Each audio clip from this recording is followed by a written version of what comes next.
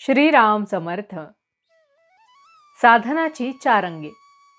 मी जेव्हा भजन करीत असे त्यावेळेस मी आणि देव यांच्याशिवाय मला कोणीच दिसत नसे।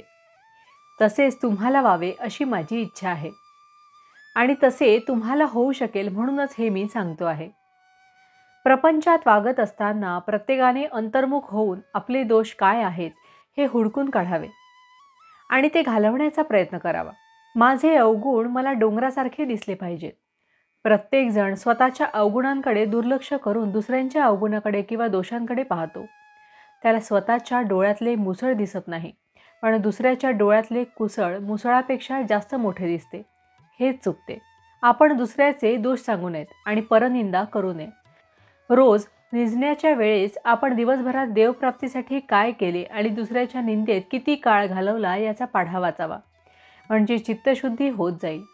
रोज असे तुम्ही करत जा, म्हणजे 3 महिन्यात तुमचे चित्त शुद्ध होईल। चित्त शुद्ध करण्यासाठी दुसरा उपाय म्हणजे सत्संग। सत्संग करण्यासाठी संत कुठे पाहावेत?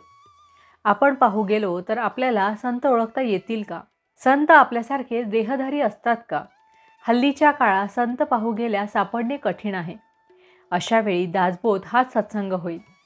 समर्थांनी सांगून ठेवले आहे की जो विश्वासाने हा ग्रंथ वाचेल त्याला माझा संग घडेल।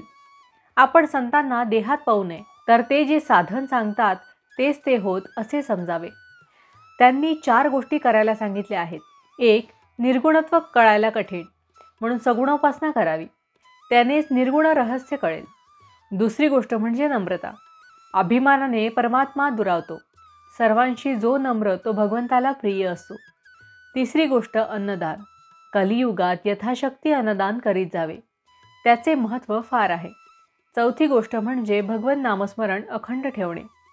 परमात्म प्राप्तीसाठी संतांनी नाम ही अजब वस्तू दिली आहे। संत भेटल्यावर काही करायचे उरले आहे असे आपल्याला वाटताच कामा नये। ज्यांना ते वाटते त्यांना गुरु भेटूनही भेट न झाल्यासारखेच आहे। आज एक यात्रा केली, उद्या दुसरी करायची राहिली, अशी इच्छा का असावी? गुरु एकदा भेटला की आता काही कर्तव्यच उरले नाही असे ज्याला वाटते त्यानेच गुरु भेटल्याचे सार्थक केले असे होते। गुरु आज्ञेपरते दुसरे त्याला साधनच नसते। तोच परमार्थ आणि तीच त्याची तीर्थयात्रा होते। आणखी काय करायचे आहे असे त्याच्या ध्यानीमनीही येत नाही।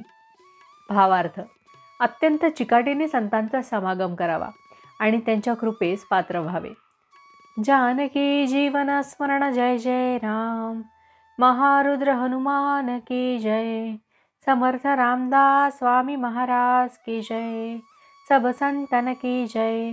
श्री अनंत कोटि ब्रह्मांड नायक राजाधिराज सच्चिदानंद सद्गुरु श्री ब्रह्म चैतन्य महाराज की जय।